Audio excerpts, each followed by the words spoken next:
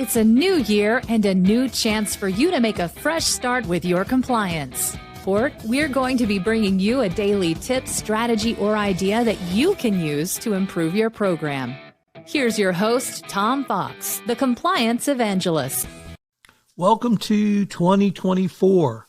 As always, in the month of January, I do a 31-day series entitled 31 Days to a More Effective Compliance Program.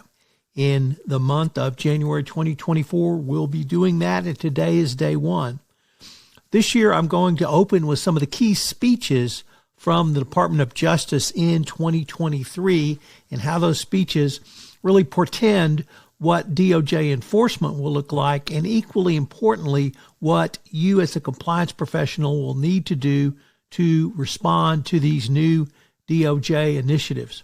While there were, of course, multiple FCPA enforcement actions from 2023, I really think these speeches from the Department of Justice portend where the DOJ is going with enforcement and give us greater insight to what their expectations were going to be. So we're going to start this month by looking at these key speeches and other initiatives from the Department of Justice, and then we'll move into how you can respond for your compliance program. I know you'll enjoy this month of 31 Days to a More Effective Compliance Program, and I know you'll find it informative. Day 9, continuous monitoring and continuous improvement. Continuous monitoring and continuous improvement are two of the most important phrases for every compliance programs.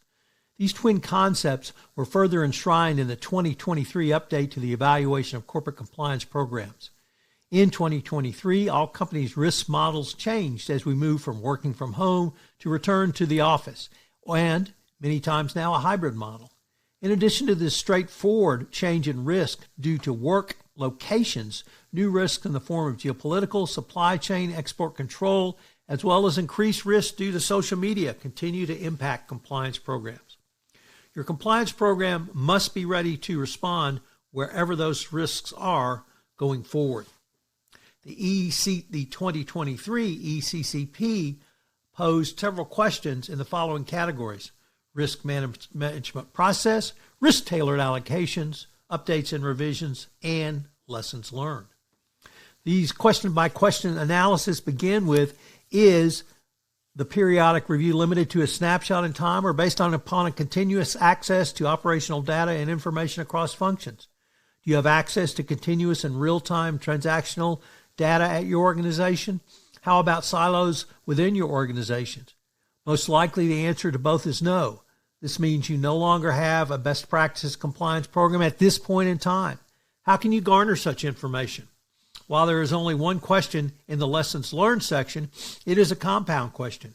It not only inquires about the data you have obtained through your own work, but also from other companies in your industry operating in the same geo-region. Without commenting on the potential antitrust aspects of this, if there is public source information available to you, and of course there always is, how are you using this information in your compliance program? But this can be simply having your fully operationalized employee base keeping their ears and eyes open at trade shows or other gatherings of industry employees. Also embedded in these two questions is another old theme in compliance. Is there sufficient documentation in your compliance program? But here, the question is about the documentation of data garnered and how you utilize this data. I have long preached the mantra of document, document, document. And this mantra is now as important as it has ever been. It is not simply that you documented it, because in the government's eyes, if you didn't, it never happened. It is that if you documented the basis for your decision, you can explain your decision-making calculus. Remember, no compliance professional, compliance program, or even company under FCPA investigation or scrutiny has ever been punished for making an incorrect decision where sufficient and documented business justification was in place. Such entities and persons have been sanctioned when there was no documentation in place. The next area for continuous monitoring and continuous improvement is in policies and procedures. When was the last time your policies and procedures were updated? Perhaps more importantly, under the 2023 ECCP, what was your process for doing so? Was there any rigor around your process? Did that rigor include incorporating information and data collecting through continuous monitoring, real-time monitoring, or continuous access to operational data and information across functions? The 2023 ECCP asks as you attract who is looking at your policies and procedures and where they are located as data points for you to consider in updating your compliance program. The final area for the 2023 ECCP is a consideration is appropriately called continuous improvement, periodic testing and review, and it is found under the subsection monitored evolving updates. Similar to the language under the risk assessment, it asks you to consider the adaptation of your compliance program from your own lessons learned.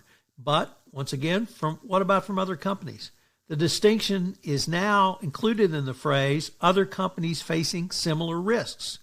Think about this language as it would apply to any company operating in China, West Africa, or other high-risk region in the globe.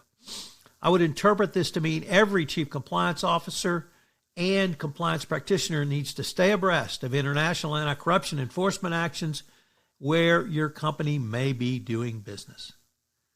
So what are today's 3 key takeaways? Number 1, how has your company's risks changed over the past year, and how will they change in 2024? Number 2, what is your process for continuous monitoring and continuous improvement? And number 3, what sources of information do you utilize for your compliance program that come from outside your organization? I hope you will join me tomorrow for day 10, where we look at leadership's conduct at the top. Thank you for listening to this episode of 31 Days to a More Effective Compliance Program. 31 Days to a More Effective Compliance Program is a part of the Compliance Podcast Network.